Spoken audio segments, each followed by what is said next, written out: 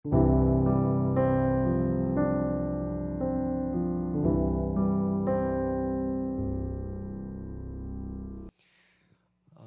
계신 분들 이거 교환을 보시면 좋을 것 같아요. 자, 지난 시간에 했던 내용 잠깐 한번 복습을 해보겠습니다. 하나님께서 아브라함에게 해주셨던 약속 3가지 기억나세요?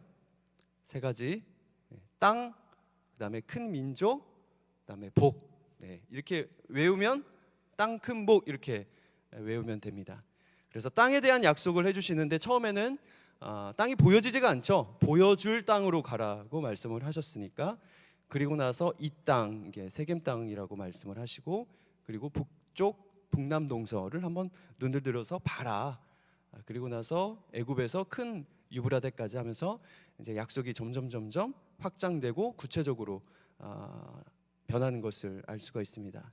그리고 이제 17장 8절에 가면 가나안 땅을 준다고 말씀을 하셔놓고, 가나안 땅이 너가 잠시 체류하는 땅이야 라고 하면서 그 가나안 땅을 영원한 기업이 되게 해주시겠다. 그러니까 영원의 개념이 나오죠. 그러니까 영적인 하나님의 나라로까지 이 아브라함에게 주신 그 약속이 하나님의 나라, 영적인 장소로까지 발전되는 것을 볼 수가 있었습니다. 자, 그리고 큰 민족은 이제 처음에는 큰 민족에 대한 약속이 구체적으로 나타나지 않다가 이제 나중에 하늘의 별, 또 땅의 티끌, 그다음에 바다의 모래 같이 이렇게 구체적으로 시청각 자료를 사용하셔서 이제 말씀을 해주시는 것을 볼 수가 있습니다. 자, 그리고 복에 대한 것을 지난 시간에 배웠습니다. 창세기에서 아브라함 언약 안에서 복이라는 것은 뭘까요? 기억나세요? 하나님의 계획이 완성된 상태를 복이라고 한다. 거기에는 물론 생명력의 충만이 있습니다. 그런데 우리는 복이라고 하면 생명력의 충만만을 생각을 하는데, 그것뿐만이 아니라 생명력의 충만도 있고 통치권도 있고 그다음에 안식의 개념도 있어요. 그래서 이 3가지를 종합해서 생각해 보았을 때 너는 복이 될 거야 라고 하나님께서 아브라함에게 약속을 해주셨는데, 그 복은 하나님의, 그러니까 아브라함을 통하여서 하나님의 계획이 완성된 그런 도구로 너를 만들겠다라는, 그게 바로 복입니다. 그래서 우리가 어떠한 형편에 있든지 간에 그 맡은 일을 충성스럽게 주님의 일을 감당하고 있으면 그것이 바로 복된 상태이다라는 것을 지난 시간에 배웠습니다. 자, 오늘은 이제 아브라함 언약의 특성이죠. 3가지를 볼 텐데, 개인적인 언약이고, 그리고 일방적인 언약이고, 그리고 무조건성의 특성을 가지고 있습니다. 자, 개인 언약을 한번 제가 읽어보겠습니다. 아브라함에게 주신 언약은 한 개인에게 주어진 약속이다. 공동체에게 주신 약속이 아니다. 이 약속이 아브라함에게서 이삭에게로, 이삭에게서 야곱에게로, 한 명씩에게로 내려가게 된다. 나중에 모세 언약으로 가면 이것은 12지파 전체를 포괄하는 공동체 언약이 된다. 그러니까 모세 언약으로 가면 공동체 언약이지만 아브라함에게 해주신 언약은 개인 언약이다. 한 사람에게 해주신 언약이라는 거예요. 노아 언약은 특성이 어떨까요? 개인 언약이에요? 아니면 공동체 언약이에요? 자, 노아 언약은 창조 세계 전체에 대한 약속이었죠. 내가 다시는 너를 물로 심판을 하지 않겠다 그러면서 무지개를 주시잖아요. 근데 무지개는 우리가 보는 거예요? 하나님이 보는 거예요? 물론 우리가 눈이 있으니까 보기는 보지만 성경에서 하나님께서 말씀을 하시잖아요. 무지개는 누가 보는 거예요? 하나님이 보시는 거죠. 창세기 9장 16절에 보면 무지개가 구름 사이에 있으리니 내가 보고 나 하나님과 모든 육체를 가진 땅의 모든 생물 사이에 영원한 언약을 기억하리라. 그러니까 하나님께서 무지개를 보시면서 언약을 기억하고 계시는 거예요. 의인과 악인 모두에게 해와 비를 주시듯이 하나님께서 지으신 창조물, 피조물들을 보존시킨다는 그 약속을 하나님 당신이 기억하는 것으로서 무지개를 주시는 겁니다. 자, 그리고 아브라함 언약은 일방적인 언약이에요. 일방적 언약에 반대되는 말은 쌍방 언약으로 나중에 나오는 모세 언약이 이에 해당된다. 일방적 언약이란 언약을 맺을 때 합의해서 언약 관계에 들어가는 것이 아니라 한쪽에서 일방적인 선물로서 약속을 하는 것이다. 하나님께서 아브라함에게 언약을 주실 때 순종할 것인지 혹은 이 관계를 잘 유지시킬 수 있는지를 물어보지 않으셨다. 그저 하나님께서 주권적으로 약속을 주신 것이다. 자, 너 이 약속을 지킬래? 내가 이렇게 해줄게 라고 해주신 게 아니라 일방적으로 하나님께서 갈대아 우르 땅에서 아브라함을 부르셔서 일방적으로 약속을 주시는 거예요. 그러면 시내산 언약은 어떨까요? 여러분, 시내산 언약은 일방적일까요? 아니면 쌍방일까요? 쌍방이에요. 왜냐하면 성경을 잘 아시겠지만 기억을 해보면은 시내산에 도착을 해서 출애굽기 19장에서 시내산에 도착을 해서 모세를 통해서 하나님께서 물어보시거든요. 내 말을 잘 들으면 제사장 나라와 거룩한 백성이 될 건데 니네들 그렇게 할래? 그랬더니 이스라엘 백성이 뭐라 그래요? 우리가 다 행하리이다 그러거든요. 그러니까 시내산 언약은 쌍방이에요. 일방적으로 주어진 게 아니라 너희들 이렇게 하면 제사장 나라와 거룩한 백성이 될 건데 할래? 내 말을 청종하면 그렇게 될 건데 그렇게 할래? 하니까 이스라엘 백성이 네 준행하겠습니다 라고 대답을 잘 하거든요. 이제 얼마 있다가 물론 약속을 어기긴 하지만 어쨌든 그래서 시내산 언약은 일방적이지 않고 쌍방 언약이라는 거예요. 그런데 아브라함 언약은 일방적인 언약이에요. 자, 무조건성입니다. 무조건성이라는 말의 반대 개념은 조건성이다. 순종하면 복을 주시고 불순종하면 저주를 주신다는 모세 언약이 조건성에 해당된다. 신명기 28장이 대표적이죠. 하나님께서 아브라함에게 언약을 맺으실 때는 조건을 걸지도 않으셨고 아브라함이 무엇을 하면 어떻게 해주시겠다고도 말씀하지 않으셨다. 이 무조건성은 사실상 일방적 언약이라는 두 번째 특성과 연결이 되어 있다. 그런데 여기서 주의할 것은 이 무조건성이 하나님께서 인간의 방종과 불순종을 허락하신다는 뜻이 아니다. 오히려 아브라함을 빚어가시고 아브라함에게 주신 약속을 이루어 가시는 하나님의 열심이 이 무조건성을 통해 드러나는 것이다. 자, 우리 빨간 글씨 다시 한번 읽어볼까요? 오히려 시작. 오히려 아브라함을 빚어가시고 아브라함에게 주신 약속을 이루어 가시는 하나님의 열심이 이 무조건성을 통해 드러나는 것이다. 그러니까 이 무조건성이라는 것은 조건성의 폐지가 아니에요. 인간의 조건성이 충족하지 못할 때 하나님의 그 열심으로 하나님의 일하심으로 말미암아 조건성을 충족할 수 있도록 역사하신다는 그런 의미예요. 그래서 하나님의 주권적인 구원 역사하심의 의미도 이와 같아요. 그래서 무조건적이라고 해서 이것은 그냥 알아서 그냥 다 해주신다 뭐 그런 의미는 아니란 겁니다. 그래서 아브라함에게 하신 이 언약이 무조건성이라고 해서 조건이 없다고 해서 아브라함에게 아무런 책임이 없다는 말이 아니에요. 아무것도 안 해도 그냥 무조건으로 그냥 다 해주겠다 그런 의미가 아니에요. 왜 그러냐면 아브라함을 보고 계신 하나님이 계시기 때문이에요. 인간의 실패 또 낙심 또 여러 가지 부족함을 넘어서 하나님의 신실하심 때문에 아브라함으로 하여금 결국 그를 순종하는 사람으로 만들어 내겠다라는 그런 하나님의 의지 안에서 생각을 해야 돼요. 그러니까 아브라함의 이 무조건성인 언약이라고 해서 아브라함 혼자만 보면 안 되고 아브라함을 보고 계신 아브라함과 함께 하시는 하나님과 같이 생각을 해야 된다라는 말이에요. 빌립보서 1장 6절에 이런 말씀 여러분 잘 아시는 말씀. 너희 안에서 착한 일을 시작하신 이가 그리스도 예수의 날까지 이루실 줄을 우리는 확신하노라. 우리 안에서 착한 일을 하신 이를 생각을 해야 되는 것이죠.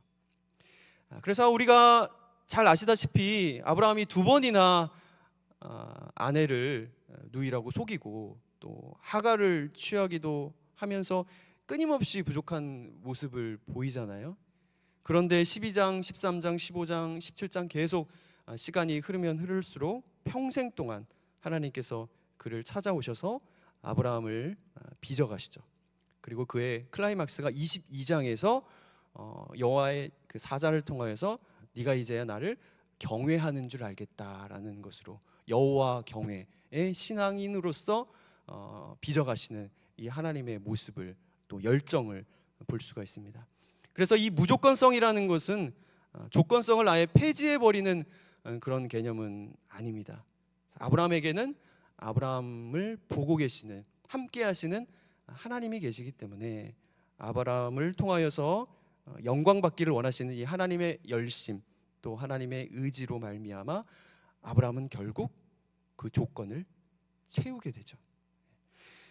우리가 신앙생활을 하면서 아브라함처럼 넘어지고 또 깨어지고 그럴 때가 많이 있지 않습니까?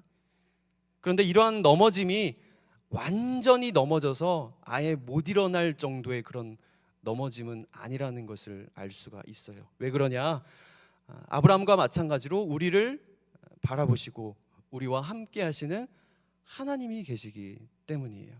그래서 하나님이 살아계시는 한 우리에게 엎드려져도 아예 스스로 일어나지 못하는 정도의 그런 넘어짐은 아닙니다. 부모가 자식을 포기할 수 없듯이 하나님도 우리를 포기할 수 없는 것이죠. 자, 아브라함의 언약의 발전이 이제 12장에서부터 있는데 12장을 보면 아브라함은 하나님이 주신 땅이 어디인지 아직 알지 못하지만 순종하여서 그 땅으로 출발을 했다. 세겜에 도착하였을 때 하나님께서 내가 이 땅을 내 자손에게 주리라 말씀하셨다. 이 땅은 넓게 보면 가나안 땅이고 좁게 보면 세겜 땅이다. 그런데 아브라함은 애굽으로 내려갔다. 기근이 들어서 간 것이지만 이것은 신앙적으로 볼 때 잘못된 결정이었다.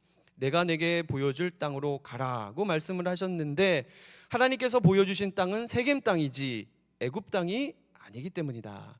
또한 아내를 누이라 속이려 한다. 한 번 잘못된 결정을 하니 아브라함은 계속해서 잘못된 결정을 내리게 되는 것이다. 여기서 우리는 아브라함이 처음부터 완전한 사람이 아니었음을 알 수 있다. 그런데 하나님께서는 아브라함을 내치지 아니하셨다. 오히려 더 붙잡아 주시는 은혜를 베푸시는 모습이 나온다. 아브라함은 아내뿐만 아니라 양과 소와 노비와 나귀와 낙타를 얻고 무사히 가나안 땅으로 돌아온다. 그러니까 실수를 하지만 오히려 하나님께서 더 큰 은혜로 역사해 주시는 그런 모습을 볼 수가 있습니다. 자, 13장 14절 15절 우리 다 같이 읽겠습니다. 시작. 롯이 아브라함을 떠난 후에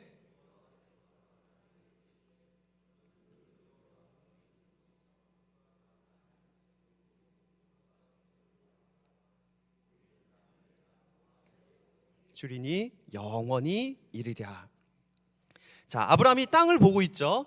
여기에서도 땅과 보다라는 이 단어가 서로 연결되어 나타나요. 그러니까 아브라함 언약에서 땅하고 보는 것이 연결이 많이 되어 있거든요.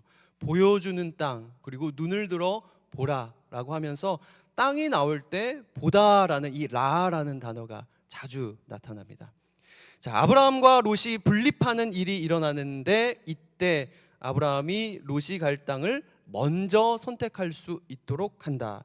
아브라함이 이렇게 양보할 수 있는 것은 12장에서 배운 게 있기 때문이다. 땅은 하나님이 보여주시는 것이기에 하나님이 보여주시는 땅을 보고 하나님께서 보여주시는 땅에 가야 한다는 믿음이 생겼다.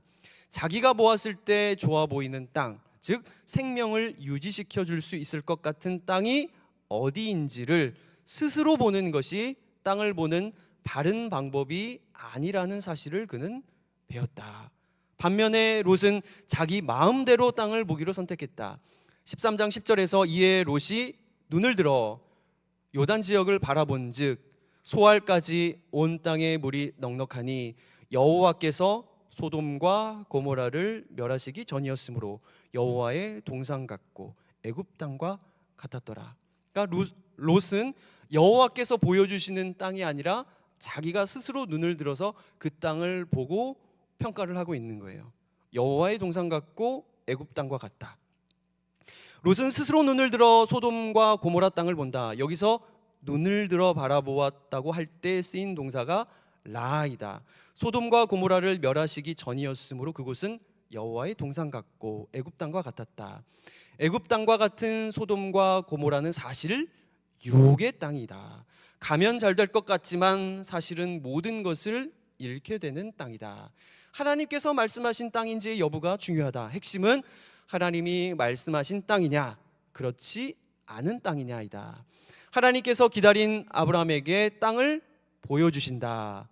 여호와께서 아브라함에게 이르시되 너는 눈을 들어 너 있는 곳에서 북쪽과 남쪽 그리고 동쪽과 서쪽을 바라보라고 하신다. 그러니까 롯은 자기 스스로 보고 아브라함은 너 눈을 들어서 한번 봐라고 하는 것, 점이 다른 점이죠. 여기서 땅의 확장이 일어난다. 하나님이 12장에서는 세겜만 보여주셨다. 그리고 세겜 땅을 너에게 주겠노라고 말씀하셨다. 지금은 동서남북에 보이는 땅 전체를 주겠다고 약속을 하신다. 주시는 땅의 범위가 확장되는 역사가 이루어지고 있다. 17절에서는 너는 일어나 그 땅을 종과 횡으로 두루 다녀보라. 내가 그것을 내게 주리라 말씀하신다. 동서남북을 보라고 하셨고 이제는 종과 횡으로 두루 다녀보라고 하신다. 보여주실 땅을 기다리고 보여주신 땅을 보고 두루 다녀보는 것은 하나님을 신뢰하는 아브라함의 믿음의 행위라고 볼 수 있다. 그러니까 자기가 눈에 좋은 대로 보면 될까요? 안 될까요? 안 되죠. 창세기 3장 아담과 하와, 그리고 사사기에서 삼손이 범했던 죄였잖아요. 사사기의 핵심 구절이 그때의 이스라엘의 왕이 없으므로 사람들이 각기 자기 소견에 옳은 대로 행하였더라. 그래서 자기 소견, 그러니까 소견이라고 번역을 했는데 히브리어 아인이죠. 그러니까 자기 눈에 좋은 대로 행하였더라라는 것이 사사기의 중심 구절이었습니다. 결국 자기 눈에 좋은 대로 여인들을 취하다가 눈이 뽑힌 사람이 자기 소견에 옳은 대로, 자기 눈에 보기에 좋은 대로 행하였다가 눈이 뽑힌 사람이 삼손이죠. 그러니까 사사기가 가면 갈수록 더 타락을 하잖아요. 그런데 결국에는 사사까지도 타락을 하면서 자기 눈이 뽑히는 지경에까지 이르게 되었습니다. 그래서 롯은 자기 눈에 좋아 보여서 애굽 땅 같이 여호와의 동산 같다라고 하였는데 아브라함은 자기 마음대로 땅을 보지 않죠. 하나님이 보여주시는 땅만 보고 있습니다. 자, 15장으로 가면 이제 횃불 언약이라고 부르는 본문이다. 언약이라는 구체적인 단어가 등장한다. 15장 18절에서 그날에 여호와께서 아브람과 더불어 언약을 세워 이르시되, 이 구절이 창세기 12장 이후의 약속을 아브람 언약이라고 명명하는 근거가 된다. 창세기 12장에서도 언약이라고 이렇게 명시적으로 표현은 안 했잖아요. 그런데 여기 15장에서 언약이라고 처음 나오게 되기 때문에 12장에 그런 아브라함에게 해주신 약속도 아브라함 언약 안에 포함이 되는 거죠. 창세기 12장에서 큰 민족을 이루겠다 하셨고 13장에서 후손을 주신다고 하셨다. 땅 이야기는 어느 정도 진행되고 있는 반면 후손 이야기는 아직 진전이 없는 상황이어서 아브라함은 마음이 급해졌다. 집에서 길리운 종 다메섹 사람 엘리에셀을 입양하여 양자가 되게 하고 후계자로 삼겠다는 것이다. 이것은 사실 일종의 불신앙이다. 그럼에도 하나님은 은혜롭게 대답하신다. 자, 기다리는 게 얼마나 힘들겠어요. 그러니까 소식은 없으니까 자기 집의 종 엘리에셀을 후계자로 삼겠다고 마음을 먹은 거죠. 그런데 15장 4절에 보면 내 몸에서 날 자가 내 상속자가 되리라. 그리고 그를 끌고 밖으로 나가서 하늘을 우러러 무뼈를 셀 수 있나 보라. 또 그에게 이르시되 내 자손이 이와 같으리라. 자, 이제 단순히 후사를 잇는 것에 대한 약속이 아니라 친자에 대한 약속을 해주고 계시죠. 약속이 발전하고 있다. 아브라함은 의심했지만 하나님의 은혜를 더 커지며 약속은 더욱 구체적으로 발전한다. 무뼈를 보여주시며 시청각 교육까지 시키신다. 아브라함은 여호와를 믿고 여호와께서 이를 아브라함의 의로 여겨주신다. 이것이 아브라함의 이신칭의 구절이고 성경에서 첫 번째로 나오는 이신칭의 구절이다. 그러니까 뭇별이 내 자손도 이 뭇별과 같으리라라고 약속을 해주시잖아요. 그런데 아직 자식이 한 명도 없었을 때 아브라함이 이거를 믿는단 말이에요. 그래서 여호와께서 아브라함에게 이 믿음을 보시고 이를 그의 의로 여기신다고 말씀을 해주십니다. 자, 이렇게 아브라함이 하나님을 신뢰하고 하나님께서 그에게 언약식을 체결해 주신다. 아브라함은 짐승들을 잡고 작은 새 같은 것을 제외한 큰 짐승들은 모두 중간을 쪼갠다. 여기서 언약 체결에 대한 히브리어가 카라트라는 단어예요. 쪼개다, 자르다. 그러니까 베리트, 이게 언약이라는 단어인데, 직역을 하면은 언약을 쪼개다라고 번역을 할 수도 있습니다. 그런데 히브리인들은 왜 언약을 체결하다라는 것을 언약을 쪼개다라고 표현했는지 의아한데, 이것은 언약식 때 했던 짐승을 쪼갠 사이를 지나는 것과 연관이 있다. 재물의 쪼개진 사이를 지난다는 것은 언약에 대한 책임을 지고 언약의 의무사항을 이행하지 않을 경우 벌을 받게 됨을 뜻한다. 그래서 언약을 쪼개다라는 의미의 카라트 베리트가 언약을 체결한다는 의미가 되는 것이다. 그러니까 우리가 보통 생각을 하면 언약을 맺는다, 체결한다라고 하는 거잖아요. 그러면 붙이는 개념이고 합치는 개념이 아니겠어요? 그런데 히브리인들은 언약을 쪼갠다라고 한다는 거예요. 그러니까 왜 쪼갰냐? 그것은 창세기 15장에서의 짐승 사이를 쪼갠 것, 그 사건을 가지고 언약을 쪼갠다. 그게 바로 언약을 체결한다라는 거예요. 그래서 결국 이것이 언약을 쪼갠다라는 것이 이제 언약을 맺는다라는 그 의미인데, 고기 사이를, 그 쪼갠 고기 사이를 지나가게 되는데, 그것이 약속을 안 지키면 너희들도 이렇게 찢어질 거야 라는 경고를 하고 있는 겁니다. 자, 그런데 중요한 게 이거죠. 그런데 이 장면에서 누가 쪼갠 재물 사이로 지나가게 되는가? 15장 문맥으로 생각해 보자면 하나님을 온전히 신뢰하지 못한 아브라함이 지나가야 맞는 것이다. 다음부터 언약을 믿지 못하면 쪼개질 것이라는 경고의 메시지를 받아야 하는 것은 아브라함이다. 그런데 놀라운 일이 일어난다.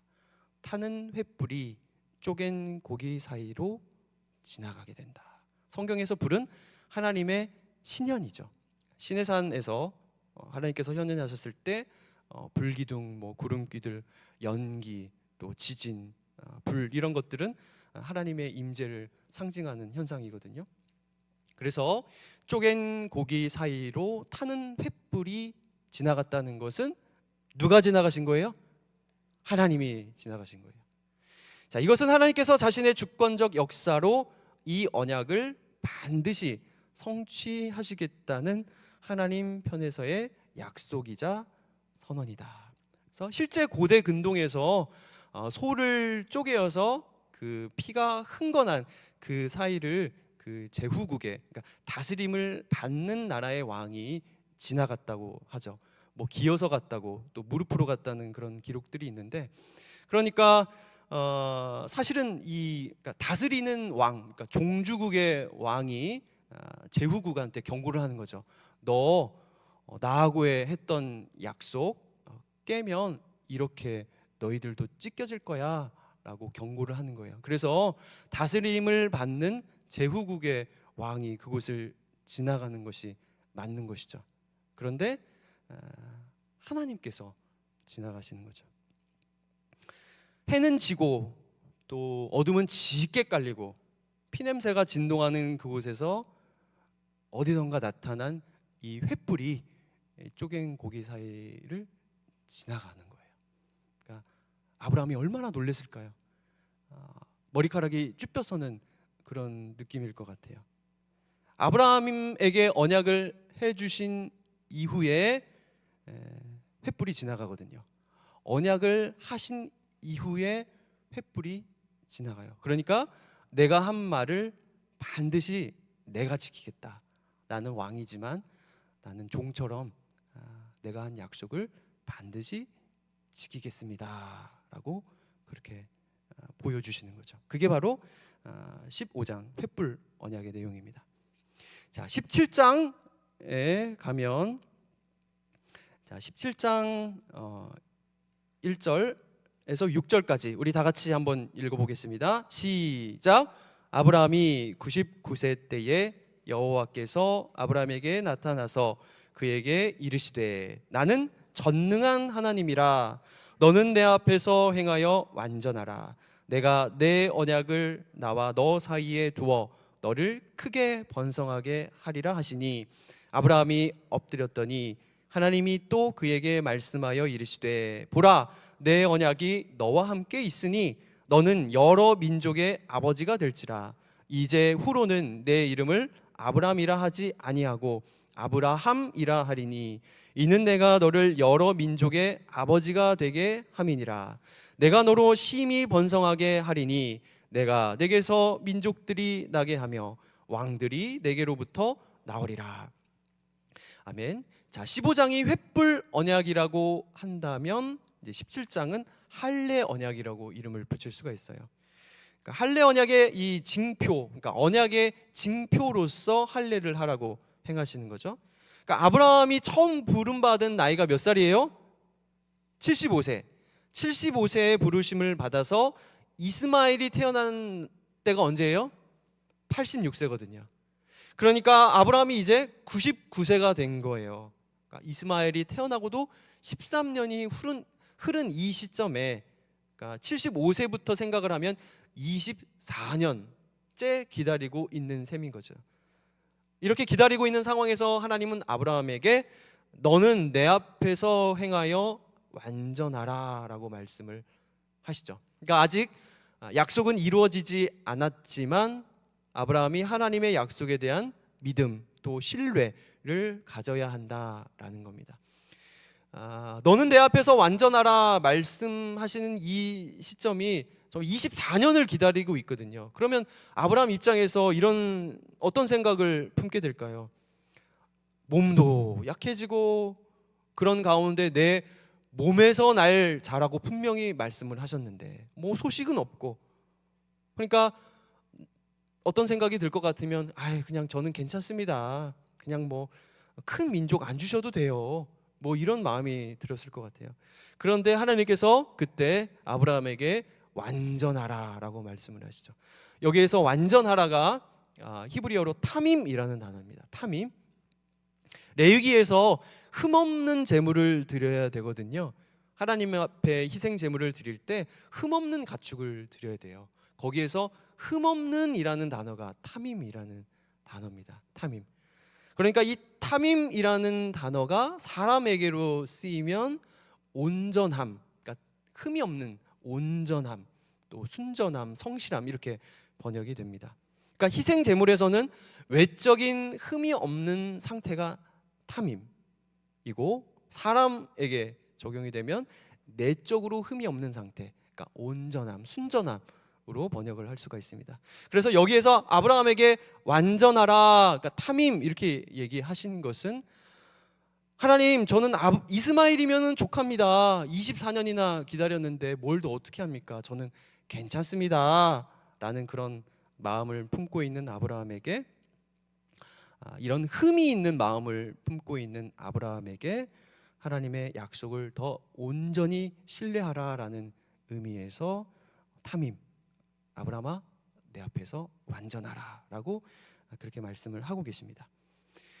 자, 17장에는 언약이라는 단어가 계속해서 반복하여 등장을 합니다. 9장의 노아 언약에서 언약을 반복하여 강조하시면서 언약의 징표로 무지개를 주셨던 것과 매우 유사하다.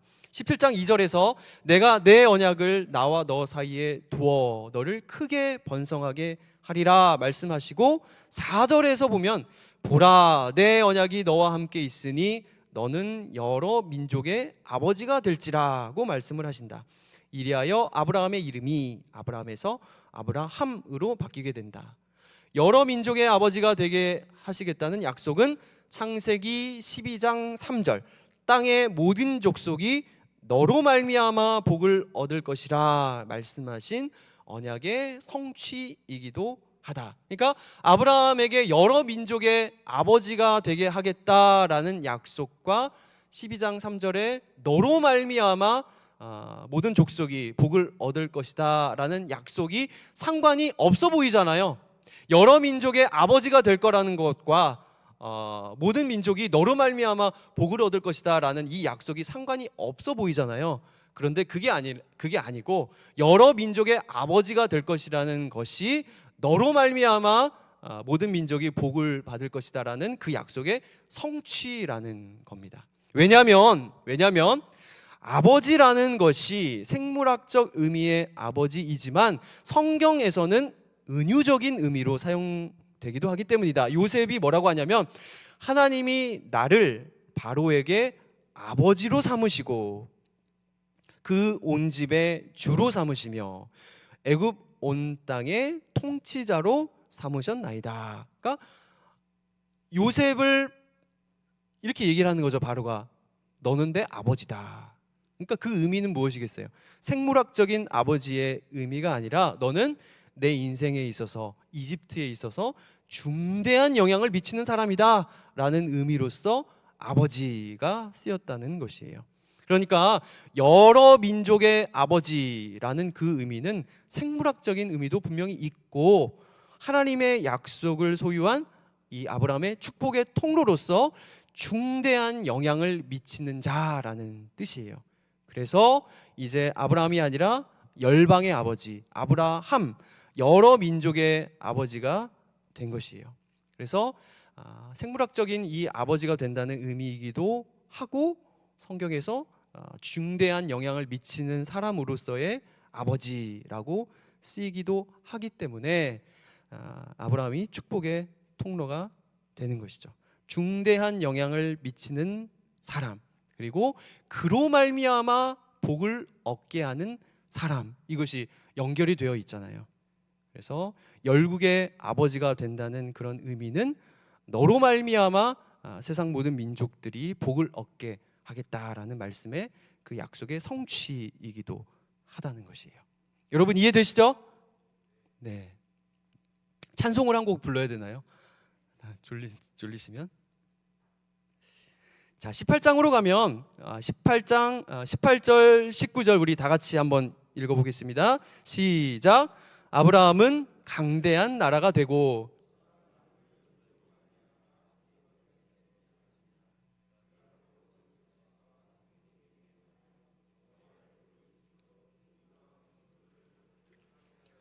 그를 택하였나니 이는 나 여호와가 아브라함에게 대하여 말한 일을 이루려 함이니라. 자, 여기에서 공의와 정의에 대한 주제가 나타나요. 19절에 보면 의와 공도를 행하게 하려고, 여기서 의와 공도는 사실 성경에서 정의와 공의로 번역이 되는 단어거든요. 그래서 원어로 정의는 뭐예요? 체다카, 여기 써 있죠. 원어로 정의는 체다카이고 공의는 미슈파트. 아브라함이 여호와를 믿으니 이를 그의 의로 여기셨다고 할 때가 바로 체다카예요. 그러니까 체다카는 기본적으로 뭐를 뜻해요? 관계적 올바름을 뜻해요. 굉장히 중요합니다. 손녀 있으신 분 계시잖아요. 손자나 손녀. 물어보는 거예요. 할머니, 정의가 뭐야? 대답하실 수 있겠죠. 성경에서의 정의는 관계적인 올바름이야 라고 대답하실 수가 있어야 돼요. 자, 하나님께서 아브라함을 의롭게 여기셨다고 하는 것은 아브라함이 하나님과의 올바른 관계성 속에 들어가게 되었다는 것이다. 자, 인간 입장에서 하나님과 올바른 관계를 맺었다는 것은 구원 사건을 의미하는 거예요. 자, 죄인은 하나님 앞에 설 수가 없잖아요. 그런데 의인만 하나님 앞에 설 수가 있습니다. 자, 그리고 하나님 앞에 설 수 있다는 것은 하나님 앞에 설 자격이 있다는 거예요. 하나님 앞에 설 자격이 있다라는 것은 구원과 연결이 되어 있는 것입니다. 천국은 하나님이 계신 곳이고 또 지옥은 하나님이 계시지 않는 곳이고, 또 천국은 의인이 있는 곳이고, 지옥은 죄인이 있는 곳이에요. 자, 그래서 성경에서 의인이라는 것은 도덕적인 착한 사람을 뜻하는 것이라기보다는 의인이라는 것은 하나님과의 관계가 올바로 맺어진 사람을 의인이라고 하는 거예요. 자, 좀 전에 살펴보았던 아브라함의 이신칭의도 그렇잖아요. 아브라함이 여호와를 믿으니 여호와께서 이를 의로 여기셨다. 그러니까 여호와 하나님의 말씀을 믿고 아브라함이 신뢰하고, 다시 말하면 하나님과의 온전한 관계의 회복을 말하는 거죠. 그러니까 하나님의 말씀을 고지곳대로 아브라함이 믿고 올바른 관계를 맺을 수가 있는데, 이런 사람이 바로 의인이다는 것입니다. 자, 그리고 로마서에 가면 복음에는 하나님의 의가 나타났다고 했잖아요. 오직 믿음으로 말미암는 하나님의 의, 인간의 어떤 행위도 틈탈 수 없는, 인간의 어떠한 도덕적인 성취가 끼어들 틈이 없는 믿음으로 말미암는 의에 대해서 로마서에서 쭉 말씀하고 있는데, 우리는 죄인이기 때문에 하나님 앞에 설 자격이 없잖아요. 그런데 우리는 믿음으로 말미암아 예수님의 의의 옷을 입게 되었습니다. 그래서 이 옷을 입고 하나님 앞에 의인으로서 나아갈 수 있게 된 거죠. 여기 계신 우리 성도님들 모두 의인인 줄 믿습니다. 예수님을 믿고 예수님의 옷을, 그 의의 옷, 예수님의 완전한 순종과 그 십자가의 사랑을 믿음으로 말미암아 전가된 그 의의 옷을 입고 하나님 앞에 나아가면 눈치 보면서 나아갈 필요가 없죠. 담대하게 은혜 보좌 앞에 나아갈 수 있게 된 것입니다. 자, 아브라함을 부르신 이유가 무엇이냐면, 여기 19장에 보면 내가 그로 그 자식과 권속에게 명하여 여호와의 도를 지켜 의와 공도를 행하게 하려고 그를 택하였나니, 의와 공도를 행하게 하려고 택하셨다는 거예요. 자, 또한 이 체다카라는 것은 하나님과 인간 사이의 그 관계뿐만 아니라 사람과 사람 사이에 올바른 관계를 맺게 되는 것, 또 이웃과의 올바른 관계를 의미할 수도 있습니다.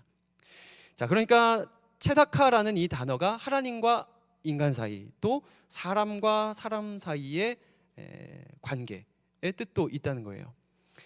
자, 그리고 마지막으로 이 공동체 지도자가 공동체 구성원들과 올바른 관계를 맺게 되어 올바른 지도력을 발휘하는 것을 이야기할 수도 있다. 이렇듯 체다카는 관계적인 측면을 가리키는 의미이다. 그러니까 미시파트는 어때요? 보다 공동체적이고 사회적인 개념이죠. 그래서 하나님의 통치가 구현된 상태를 뜻하는데, 이 단어가 샤파트라는 단어에서 나왔어요. 통치하다, 다스리다라는 이 샤파트라는 단어에서 나왔는데, 미시파트는 무엇이냐? 하나님의 통치가 이루어진 상태, 하나님의 통치가 이루어지는 현장, 그 통치의 원리, 이렇게 다양하게 뜻할 수 있습니다. 그래서 문맥에 따라서 재판, 또 심판으로 번역하기도 하고, 또 율법이라고 번역을 하기도 합니다. 그리고 공의라고 번역을 합니다.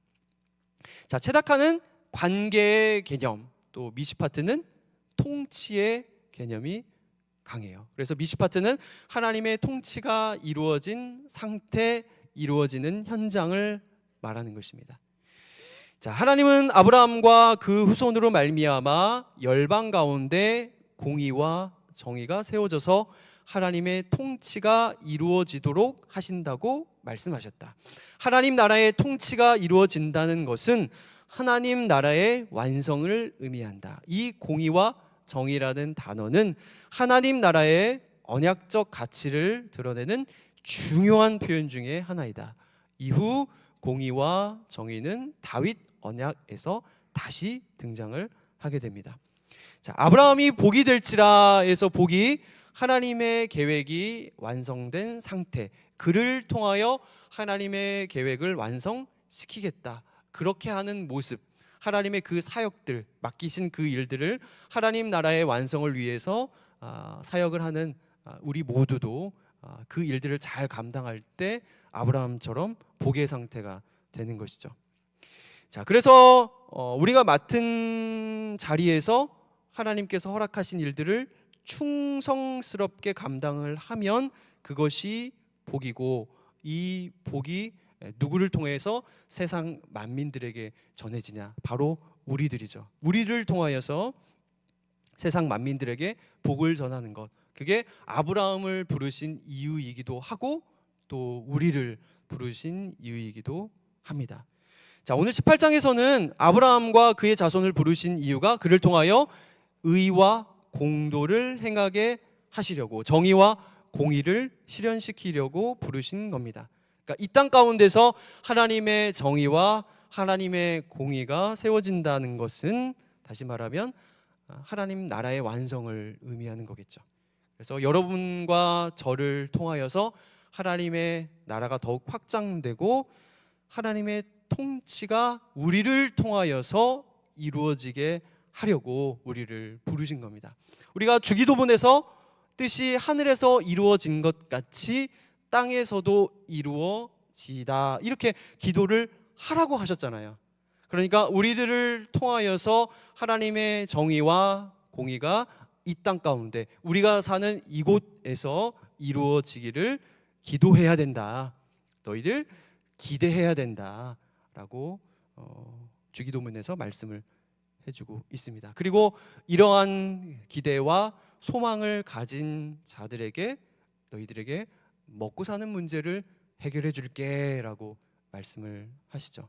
그런즉 너희는 먼저 하나님의 나라와 그분의 의를 구하라. 그리하면 이 모든 것을 너희에게 더하시리라. 하나님의 정의와 공의를 위하여서 우리가 애쓸 때에 우리를 통하여서 의와 공도가 이루어지기를 소망하고, 또 뜻이 하늘에서 이루어진 것 같이 이 땅에서도 이루어지기를 소망하며 기대할 때 하나님께서 우리에게 너희들의 먹고 사는 것을 책임지어 주겠다라고 말씀을 하고 계시는 것이죠. 그래서 하나님의 관계를 통한 정의, 하나님의 통치로 말미암는 공의가 우리 충신교회 우리 성도님들을 통하여서 이루어지기를 예수님의 이름으로 축원드립니다. 자, 21장, 22장에서 이제 드디어 이삭이 태어나죠. 기다리던 이삭이 태어나는데 아브라함이 100세, 사라는 90세일 때 아비멜렉이 하나님께서 아브라함과 함께 계시다는 것을 알고 자신들의 후손들을 생각하여 언약을 체결하자고 제안을 한다. 이것은 아브라함을 향한 약속의 부분적 성취이다. 하나님이 약속하신 것들 가운데 땅은 이미 거의 다 보여주셨고 후손 이삭도 태어났다. 아비멜렉이 아브라함을 보고 하나님의 살아계심을 알게 되어 언약을 체결하게 된 것이기 때문에 이제 아브라함은 열방을 향한 복의 통로로서 실제적인 역할을 감당하고 있다. 땅, 후손, 열방을 위한 복의 통로라는 아브라함 언약의 주요한 약속의 주제들이 21장에서 부분적으로 성취되었다. 그로 말미암아 복을 얻게 하리라 라고 약속을 하셨잖아요. 복이라는 의미에 안식의 의미도 분명히 있다고 하셨죠. 하나님, 아브라함 당신을 보니 하나님께서 살아계시는 것 같아요. 아브라함 당신을 보니 하나님이 역사하시는 것 같아요. 이게 바로 아비멜렉이 와서 그 말을 하고 있는 거잖아요. 너와 언약을 맺고 싶다. 그래서 너를 통하여 모든 민족이 복을 얻게 하겠다라는 그 약속이 성취, 부분적인 성취가 이루어지고 있습니다. 자, 그런데 22장으로 가면 하나님께서 모든 것을 원점으로 되돌리신 것 같은 사건이 등장을 하죠. 그게 이삭을 제물로 바치라고 말씀을 하신다. 12장에서 이야기했던 땅을 보는 패턴이 이 부분에서 다시 한번 나타나기 때문에 22장까지 보아야 아브라함 내러티브 전체를 이해할 수 있다. 22장에서 보다와 땅에 대한 주제가 함축적으로 나타난 지명이 있는데 그것이 모리아이다. 자, 모리아라는 뜻이 보다라는 뜻 라 동사에서 나온 명사예요. 그러니까 모리아 지명의 이름의 뜻이 무엇이냐면 보는 땅, 또 보여지는 땅이라는 이름이에요. 그래서 하나님께서 모리아에서 보기를 원하시는 것이 있나 보다라고 생각을 할 수가 있는 것이죠. 왜 하필이면 모리아산으로 가라고 하셨겠어요? 그게 바로 보여지는 땅, 보는 땅이기 때문에 그렇습니다. 자, 22장 4절에 보면 제3일에 아브라함이 눈을 들어 그곳을 멀리 바라본지라. 여기서도 라 동상이 나와요. 땅을 보고 있다. 15장에서 아브라함이 나일강부터 유브라데까지 광대한 땅을 보았고 하나님께서 그 땅을 주시겠다고 약속하셔서 땅 이야기가 모두 완료되었다고 생각을 했는데 여기서 아브라함은 또다시 땅을 보고 있다. 하나님께서 아브라함이 보기를 원하시는 땅이 있는 것 같다. 자, 22장 5절 다 같이 읽겠습니다. 시작.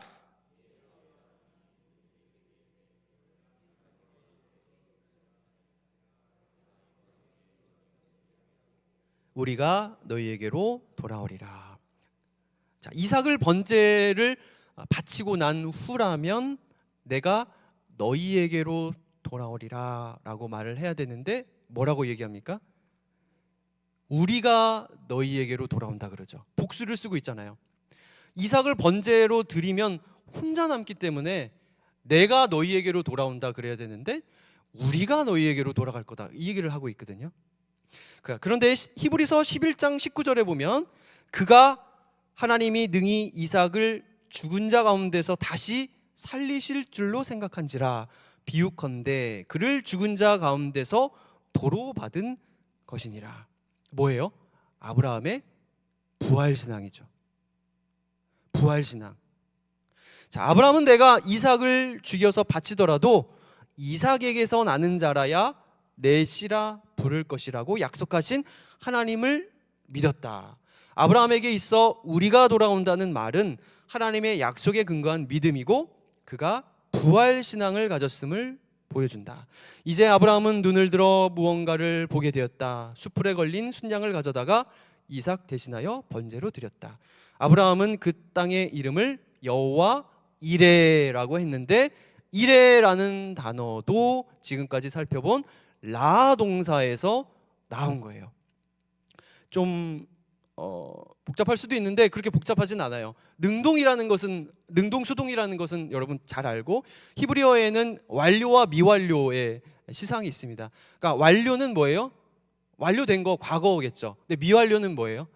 아직 완료되지 않은 것. 그래서 현재 진행형 아니면 미래형으로 번역을 하거든요. 그러니까 여호와 이레라는 것이 라 동사의 능동 미완료 형태예요. 그래서 여호와께서 보고 계신다. 여호와께서 보실 것이다. 이렇게 해석할 수 있다는 거예요. 자, 이삭을 죽이려는 찰나에 여호와의 사자가 나타나서 급하게 아브라함아, 아브라함아가 이렇게 부르잖아요.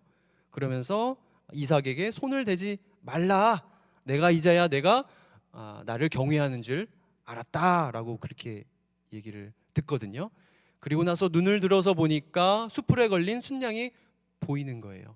그래서 아브라함이 이삭 대신 숯불에 걸린 순양을 번제로 드리게 됩니다. 그리고 이 사건이 일어난 땅의 이름을 아브라함이 지어주는 겁니다. 뭐라고 지어요? 여호와 이레라고 짓는다니까요. 자, 14절을 다 같이 읽겠습니다. 시작. 아브라함이 그 땅 이름을 여호와 이레라 하였으므로 오늘날까지 사람들이 이르기를 여호와의 산에서 준비되리라 하더라. 자, 이레라는 이 단어가 라 동사에서 나왔다고 말씀을 드렸어요. 라 동사의 능동 미완료. 그러니까 아브라함이 이삭 대신 순양을 바치고 나서 그 땅의 이름을 여호와 이레, 여호와께서 보고 계신다. 아브라함이 여호와 이레라고 그 땅의 이름을 지은 이유가 무엇일까요? 여호와께서 무엇을 보고 계세요? 모리아산을 향하여서 이삭과 같이 갔고 그리고 이삭을 드리려고 했었고 칼을 빼어들었고 그 찰나에 여호와의 사자를 또 하나님께서 보내셨고 이삭 대신 순양이 죽임 당하는 것을 보고 계셨다고요. 그러니까 여호와 이레, 하나님께서 나를 보고 계시는구나 라고 하면서 여호와 이레라고 그 땅의 이름을 지은 거예요. 그런데 이게 어떻게 속담처럼 되었는지 사람들이 이렇게 말을 하기 시작하는 거예요. 14절 후반부에 뭐라고 나오냐, 오늘날까지 사람들이 이르기를 여호와의 산에서 준비되리라. 자, 여기가 좀 흥미로운 부분인데 여호와의 산에서 준비되리라, 여기서 준비되리라 라고 번역을 했는데 여기도 라 동사에서 나왔습니다. 그러니까 이레가 능동 미완료라면 여기 준비되리라는 수동 미완료예요. 그러니까 여호와 이레라고 아브라함이 이름을 지었고 사람들은 여호와 옐라예, 이게 수동 미완료 형태예요. 그러니까 여호와께서 보여지셨다라는 뜻이에요. 그러니까 아브라함이 하나님께서 나를 보고 계셨구나, 나의 모든 것을 알고 계시는구나 라고 하면서 여호와 이레, 여호와께서 나를 보고 계신다 라고 이름을 지었는데 그 모습을 본 사람들이 여호와께서 보여지셨구나, 여호와 예라예. 그러니까 어떤 그 히브리어 원어로 보면, 저도 히브리어 잘 알지 못하지만 라임을 맞춘 거죠. 여호와 이레, 여호와 옐라예, 이렇게 라임을 맞춘 거예요. 언어 유희라고 볼 수가 있습니다. 정리해 보면 아브라함은 그렇게 기다리던, 애지중지하던 그 이삭을 바칠 뻔한 그 상황에서 모든 것을 보고 계신 여호와 하나님을 생각한 거예요. 여호와께서 나를 보고 계셨구나, 나의 모든 고뇌를 알고 계시는구나. 여호와 우리 하나님은, 나의 하나님은 하늘에만 계신 분이 아니시고 나의 삶 가운데서 나와 함께 계시는 분이구나 라면서 여호와 이레라고 이름을 지었단 말이에요. 그런데 그 아브라함을 통하여서 일하신 하나님의 그 역사를 보고 사람들은 여호와께서 보여지셨구나 라고 얘기를 했다고요. 자, 우리의 삶도 마찬가지가 아니겠습니까? 여호와 경외의 신앙이라는 것은 내 삶의 모든 것을 주님께서 보고 계신다는 그런 믿음이죠. 내가 아플 때, 슬플 때, 낙심될 때, 시련을 마주할 때 주님께서 나의 모든 것을 보고 계신다라는 것이 바로 여호와 이레이고, 이것이 하나님을 두려워하는 여호와 경외 신앙인 것이죠. 그래서 여호와 경외라는 것은 영어로는 fear잖아요. 그러니까 하나님을 무서워서 벌벌 떠는 것이 아니고 나의 모든 상황과 형편을 불꽃 같은 눈으로 우리를 지켜보고 계신 분이다. 이런 생각과 믿음을 가진 여러분을 보면서 하나님께서 이렇게 말씀을 하시는 거죠. 그래, 이제 네가 나를 경외하는구나 라고 그렇게 말씀을 하시는 겁니다. 자, 그런 사건이 있을 때 우리는 집에 가서 이제 일기를 쓰는 거죠. 하나님께 일기를 쓰는 거예요. 오늘 정말 큰 일을 치렀습니다. 이삭을 정말 내가 바치려는 마음이 있었던 것 하나님 아시죠? 그런데 여호와께서 나의 모든 것을 보고 계셨더라고요 하면서 여호와 이레라고 이렇게 일기를 쓸 것 같아요. 자, 구속사의 관점으로 보면 이삭 대신 죽임당한 이 순양은 누구를 상징하는 거예요? 예수님이죠. 예수님을 상징하는 것입니다. 모리아 산 이름의 뜻이 보는 산, 또 보여지는 산의 이름의 뜻이라고 그랬잖아요. 그래서 아브라함은 모리아 산에서 누구를 보았어요? 성자 하나님, 예수님을 본 것이죠. 자, 계속 읽겠습니다. 14절에서 여호와의 산에서 준비되리라 라는 구절에서 준비된다는 말은 라 동사의 수동 미완료다. 직역은 여호와의 산에서 그분이 보여지실 것이다. 이 산에서 누가 보여지신 것인가? 아브라함은 이 산에서 어떤 존재를 본 것인가? 그분은 예수 그리스도이시다. 다시 말하면 아브라함은 하나님을 본 것이다. 하나님이 보여주셨다. 모리아산, 보는 산, 보여지는 산에서 아브라함은 나를 보고 계신 하나님을 본 것이다. 내 인생의 모든 것을 이미 보고 계시고 앞으로도 계속 보고 계실 그 하나님을 아브라함이 보게 된 것이다. 자, 창세기 12장부터 22장까지 땅이라는 말과 보다라는 말이 연결되어 온 아브라함 전체 스토리에서 아브라함이 보아야 하는 땅은 물질적인 땅만을 뜻하는 것이 아니었다. 하나님이 보여주시는 땅에는 하나님이 계시다. 아브라함 이야기에서 땅과 보다라는 말이 자주 연결되어 등장하는데 결국 땅을 본다는 것은 하나님이 계신 땅을 보는 것이다. 부족하고 믿음이 연약한 아브라함이지만 그에게 하나님 나라를 주시려고 주권적으로 일하시는 하나님을 보는 것을 의미한다. 그러니까 아브라함은 너무 부족하고 우리처럼 실수도 많지 않습니까? 기다리는 게 힘들고 또 먹고 사는 게 힘이 들어서 아내를 누이라 속이기도 하고 엘리에셀을 상속자로 삼으려고 하고 또 이스마엘로 만족하려고 하고 하나님께서 말씀하실 때 웃잖아요. 피식 웃거든요. 그 이삭의 이름이 뜻이 웃다라는 뜻이잖아요. 그러니까 피식 웃었으니까 보란 듯이 웃음이라는 이름 이삭으로 이름을 지으라고 말씀을 하시거든요. 백세가 어떻게 자식을 낳겠습니까? 그냥 이스마엘이나 하나님 앞에 잘 살게 해주세요 라고 그런 말을 하는데 22장에 이랬던 아브라함이 22장에 오면 하나님께서 그를 얼마나 잘 빚으셨는지 여호와 이래 하나님께서 나를 보고 계셨군요 라고 그렇게 고백하는 아브라함의 모습을 볼 수가 있습니다. 그래서 아브라함의 언약이 무조건성인데 무조건성이라고 그냥 내버려 두는 것이 아니고 하나님께서 주권적인 능력으로 아브라함을 변화시키고 또 믿음의 사람, 순종의 사람으로 만들어 가시는 그런 무조건성이다라는 것을 말씀드리고 싶습니다. 2시간에 걸쳐서 하나님의 언약, 아브라함 언약을 살펴보았는데 저는 이런 생각이 듭니다. 아브라함에게 하신 언약들, 이것은 하나님의 축복이다. 천지는 없어질지언정 내 말은 없어지지 아니하리라 말씀을 하셨기 때문에 하나님은 자신이 하신 말씀을 결코 잊지 못하세요. 사실 잊는 것이 불가능한 분이십니다. 그리고 그 약속을 믿는 한 사람도 잊지 못하시는 분이에요. 그래서 여러분 한 사람도 하나님께서 결코 잊지 못하실 겁니다. 언제까지?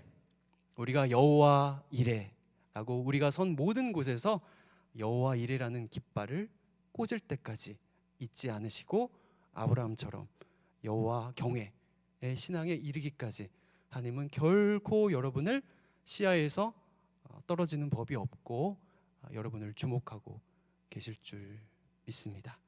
두려운 하나님이라기보다는 언제나 나와 함께 하시는, 나에게 관심을 가져주시는 그 고백을 할 때까지 우리를 빚어가시는, 또 빚어가실 하나님을 찬양합니다. 아멘. 기도하겠습니다. 하나님 아버지, 우리 아브라함 언약을 2주 동안 살펴보았습니다. 아브라함처럼 우리를 통하여서 반드시 하실 일이 있으심을 믿습니다. 또 이를 위해서 우리들을 빚어가실 것을 믿습니다. 우리를 통하여 교회와 나라와 우리 주위 사람들이 복을 받게 하옵소서. 언제나 우리에게 관심을 가지시고 바라보시는 여호와 하나님을 보는 눈을 허락하여 주옵소서.